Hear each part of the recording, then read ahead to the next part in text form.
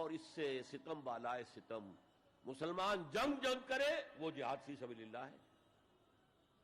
مسلمان بادشاہ ہے، زانی ہے، شرابی ہے، بدماش ہے، عیاش ہے، اور وہ صرف کسی اپنے پڑوسی غیر مسلم ملک پر حملہ کر رہا ہے تاکہ اس کی ریونیوز بڑھ جائیں، اس کی آمدنی بڑھ جائے، اس کی عیاشیوں کا میں اضافہ ہو جائے، وہ اور زیادہ بڑے محل بنائے، تو اس کی جنگ جہاد فی سبیل اللہ ہوگی. ہم نے بدنام کیا جہاد فی سبیل اللہ. اب غیر مسلم تو یہ سب کچھ دیکھتے ہیں، یہ جہاد کسے کہتے ہیں؟ اسی کے اعتبار سے پھر مفہوم ان کے سامنے آتا.